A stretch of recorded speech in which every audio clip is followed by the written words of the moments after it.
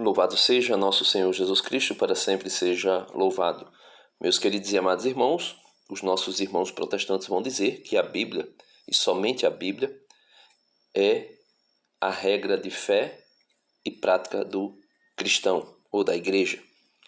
Porém, existem textos que nós nos deparamos com eles, onde aparentemente a Bíblia não dá uma resposta naquele texto. Só que outros versículos da Bíblia vão trazer luz. Só que essas luzes muitas vezes não são suficientes. Então alguém fora da Bíblia tem que dizer alguma coisa a respeito daquilo.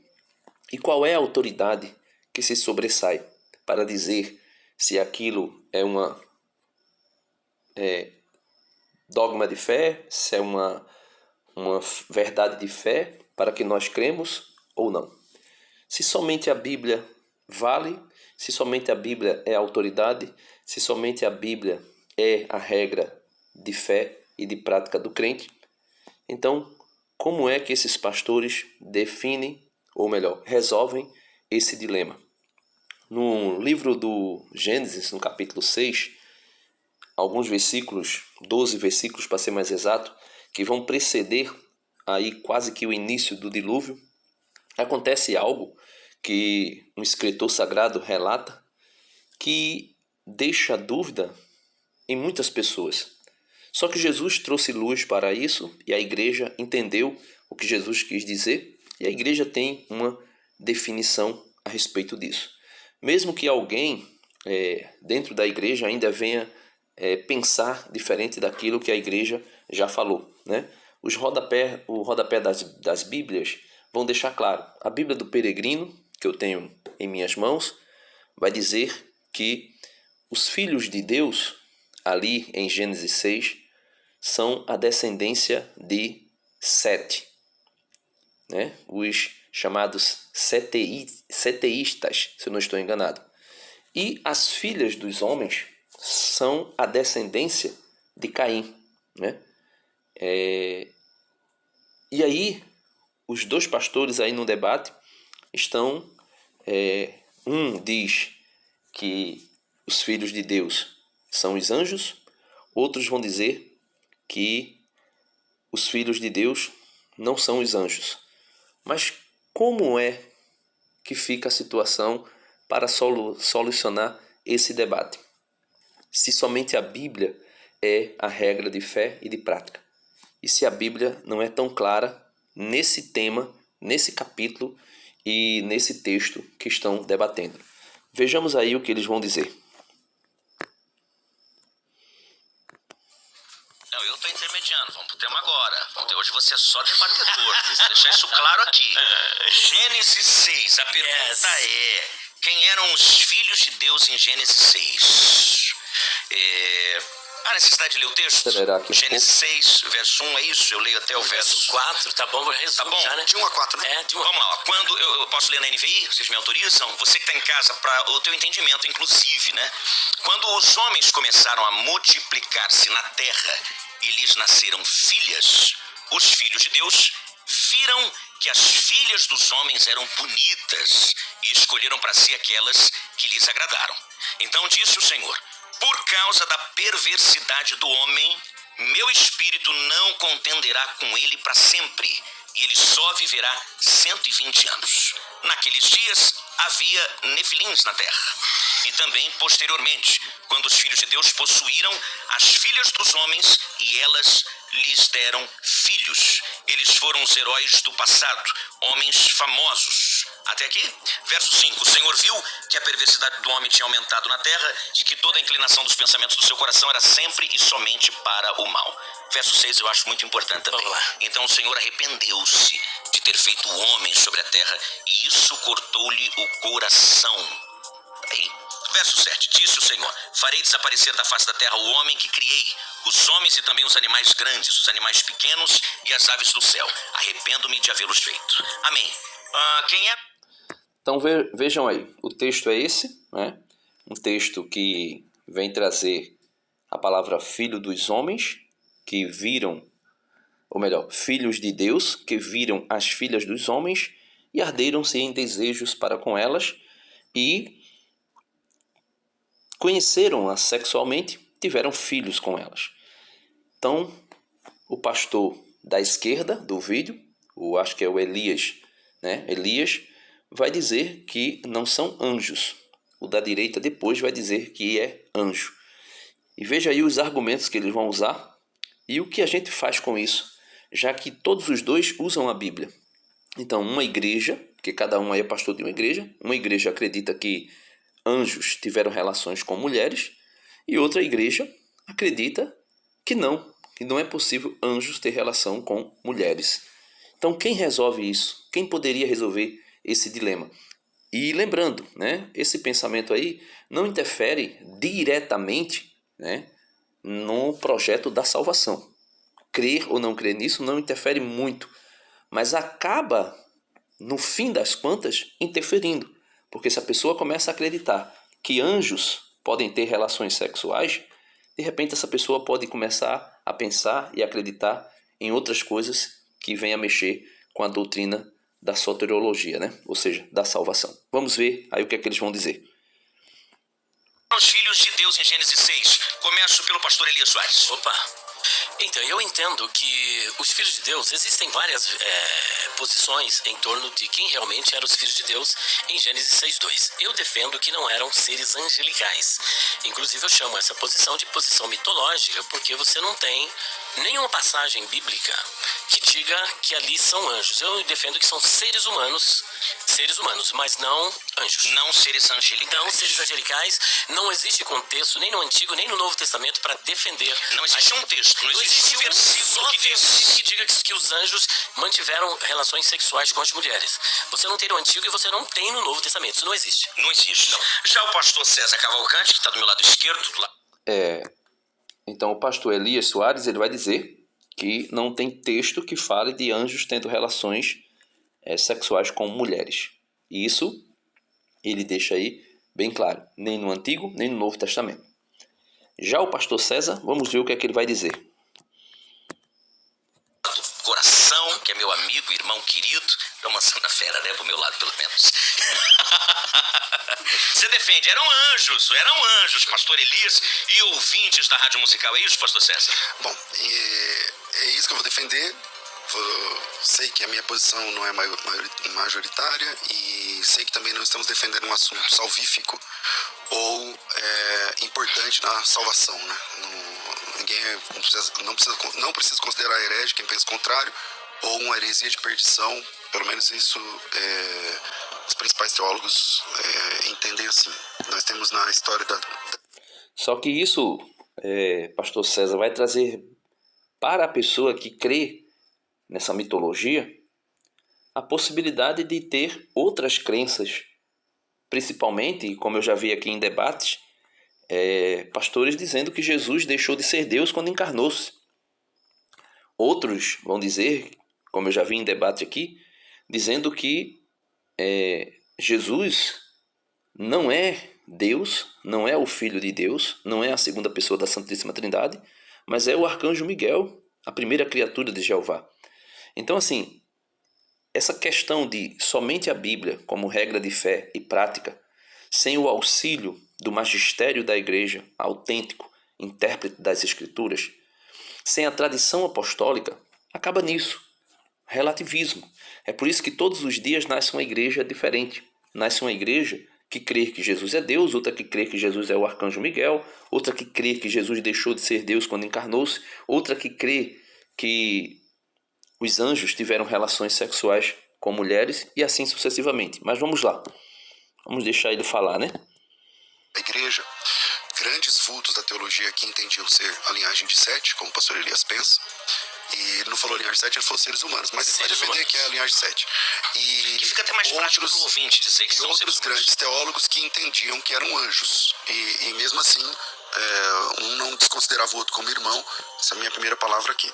Sobre a palavra do pastor Elias dizendo que não tem um texto, o texto de Judas, capítulo 1, versículos 6 e 7, diz assim, ó: E aos anjos que não guardaram seu estado original, mas abandonaram seu próprio domicílio, ele tem guardado sob trevas, em algemas eternas para o juízo do grande dia. O primeiro versículo 6 e o 7, tá? Ah, perdão, versículo Judas 1:6. 1:6, tá, perdão. Então, os anjos que não guardaram o seu estado original, mas abandonaram o seu próprio domicílio, ele tem guardado sob trevas, em algemas eternas para o juízo do grande dia. Assim como Sodoma e Gomorra e as cidades circunvizinhas, que havendo se entregue à prostituição como eles, falando dos anjos. Então ele está dizendo que Sodoma e Gomorra se entregou à prostituição igual os anjos, indo após outra carne. Então, só respondendo que na Bíblia não fala sobre anjos tendo relação, fala sim, está aí no texto claramente, capítulo 1 de Judas, versículo 6 e versículo 7, para a gente começar a nortear esse assunto. Ou seja, já contrariou aí o pastor Elias, que falou não tem nenhum versículo que dá base a isso. Então, Tem um. explicando, porque há uma preocupação minha muito grande com... O pastor César disse que esse capítulo 1, né, de Judas só tem um capítulo, esse versículo 6 e 7 vai dizer que os anjos tiveram relações sexuais com pessoas. Mas vamos ver. No versículo 6 vai dizer o seguinte, a respeito dos anjos. Aqui está se falando dos anjos, versículo 6. É necessário fazer essa separação, essa distinção. No versículo 6 diz assim, os anjos que não tinham guardado a dignidade de sua classe, mas abandonaram os seus tronos, ele os guardou com laços eternos nas trevas para o julgamento do grande dia.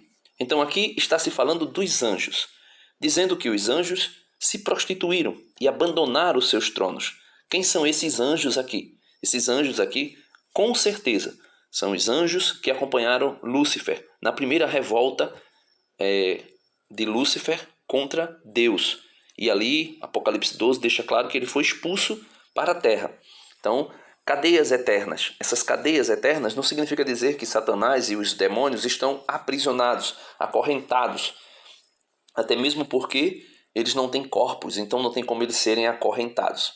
Essa expressão, acorrentados ou aprisionados em cadeias eternas, significa dizer que eles já estão condenados, né? Eles já foram condenados. A palavra de Deus deixa muito claro. O Catecismo da Igreja Católica vai dizer que, assim como os anjos, depois da queda, não há arrependimento para eles, não por uma deficiência da misericórdia divina, mas por causa da da sua persistência, vou usar a palavra correta aqui, né? Persistência em pecar, em continuar com aquele projeto junto com Satanás. Então, não há arrependimento para eles depois da queda. E vai se dizer que também não há arrependimento para o homem depois da morte.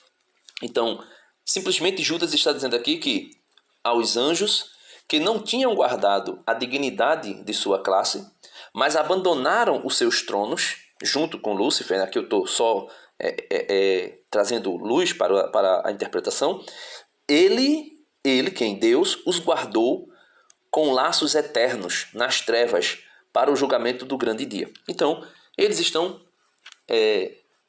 aprisionados, ou seja, já estão condenados, mas passarão por um julgamento, né? São Paulo vai dizer que nós julgaremos os anjos, né? Aí, agora vai se falar de Sodoma e Gomorra, que também abandonaram a sua dignidade. Veja, da mesma forma, Sodoma, Gomorra e as cidades circunvizinhas que praticaram as mesmas impurezas e se entregaram a vícios contra a natureza, jazem lá como exemplo, sofrendo a pena do fogo eterno. Então, aqui está dizendo que Sodoma e Gomorra se prostituíram, tiveram relações contra a natureza, ou seja, a natureza dos anjos era servir e amar a Deus e servir a Deus. Esta é a natureza dos anjos. A natureza dos seres humanos também é amar e servir o Criador. Esta é a natureza. Os homens de Sodoma e Gomorra pecaram contra a sua natureza de que forma? Se prostituindo sexualmente. Aí o pastor César está dizendo que o pecado de Sodoma e Gomorra é o mesmo pecado dos anjos. Não. Aqui só está se dizendo que os anjos pecaram contra a sua natureza, agiram contra a sua natureza. Qual era a natureza dos anjos? A carta aos Hebreus vai dizer no capítulo 1 que a natureza dos anjos é servir a Deus e servir aos homens para conduzi-los à salvação. Esta é a natureza dos anjos, a natureza dos filhos de Deus. Começou a chover aqui, eu acho que vai atrapalhar. Deixa eu colocar uma pausa aqui. E qual é a natureza? Para que o homem foi criado? Para amar e servir ao seu Criador. E eles, os homens de Sodoma e Gomorra e das cidades circunvizinhas, deixaram de cumprir a sua vocação primária, que é amar a Deus e servir a Deus. E fizeram isso como? Se prostituindo, inclusive na prostituição explícita sexual. Mas existe uma palavra de Jesus que traz luz para a interpretação dessa possível relação entre anjos e seres humanos, entre anjos e mulheres. Jesus foi indagado uma certa vez pelos saduceus que não acreditavam nos anjos e não acreditavam em ressurreição. Então usaram a lei de resgate que Moisés havia estabelecido. O que é a lei de resgate? Se um homem casa com uma mulher e ele morre deixando a mulher viúva sem ter deixado filho, sem ter procriado com aquela mulher, o irmão mais novo, entre aspas, o irmão, o segundo irmão, aquele que seria o irmão primogênito, casou, aquele que viesse depois dele, o mais velho, casaria com a viúva para deixar descendência para o irmão que morreu. E assim, eles dão o exemplo de uma mulher que casou com 7 irmãos e nenhum deles lhe deixou descendência. Então eles perguntaram: mestre, quando acontecer a ressurreição, essa mulher será esposa de quem? Do primeiro, do segundo, do terceiro, do quarto, do quinto, do sexto, do sétimo? Porque todos casaram com ela. Aí Jesus vai dar essa resposta aqui. Veja, respondeu-lhe Jesus: errais não compreendendo as Escrituras, nem o poder de Deus. Então, no protestantismo, onde se alega que a Bíblia, somente a Bíblia, é regra de fé e de prática para o cristão, no protestantismo, essa mesma Bíblia sendo mal interpretada, porque Jesus diz, respondeu-lhes Jesus: errais não compreendendo as Escrituras, nem o poder de Deus. Aí Jesus diz, fechando aqui o debate: na ressurreição, os homens não terão mulheres, nem as mulheres maridos, mas serão como os anjos de Deus no céu. Então veja, os anjos de Deus não se casam e nem se dão em casamento. Assim também nós, depois de ressuscitados, ressurretos, não nos casaremos, nem as mulheres se darão em casamento. Então o que é que Jesus está dizendo aqui? Jesus está deixando claro aqui que os anjos não têm como ter relação sexual. Primeiro, que eles não têm corpos. Eles não têm corpos físico. Se um anjo é puro espírito, como é que ele pode se relacionar sexualmente com uma mulher? Isso é impossível. Não tem como isso acontecer. Então, logo, os filhos de Deus, na passagem de Gênesis, capítulo 6, verso 1 e 2, que são os que falam mais diretamente, esses filhos de Deus, como diz a Bíblia que eu tenho aqui em mão, não vou ler porque vai ficar muito longo o vídeo. A Bíblia que eu tenho em mão, a Bíblia da Ave Maria, vai dizer que alguns intérpretes das Escrituras pensavam como César, que seriam anjos que se relacionaram com mulheres. Mas a grande maioria daqueles que vivem na igreja, quando ele fala igreja, naquele tempo em que essas discussões ainda aconteciam, a maioria cria que ali se tratava dos filhos de Sete, que eram chamados de filhos de Deus, porque a linhagem de Sete foi a linhagem que começou a invocar o nome do Senhor, o terceiro filho de Adão e Eva. É dito lá na Bíblia que eles foram os que começaram a invocar o nome do Senhor. Com certeza porque Adão e Eva ensinou a Sete que Deus existia, que Deus se relacionava com eles e que nós poderíamos também nos relacionarmos com Deus, como fizera Caim e Abel, oferecendo sacrifícios a Deus. E aqueles que ofereciam as suas primícias, o seu melhor, Deus se agradava deles. E por isso Sete começou a invocar o nome do Senhor. começou a invocar o Senhor, melhor dizendo. E logo, a linhagem de Sete é chamada de os filhos de Deus. A linhagem de Caim, que se apartou de Deus quando desejou matar o irmão, e o próprio Senhor disse: Caim, o pecado já está à tua porta. Tu pode contê-lo, tu pode segurá-lo, tu pode vencê-lo. E aí Caim vai e mata o irmão e é expulso da terra pelo próprio Deus.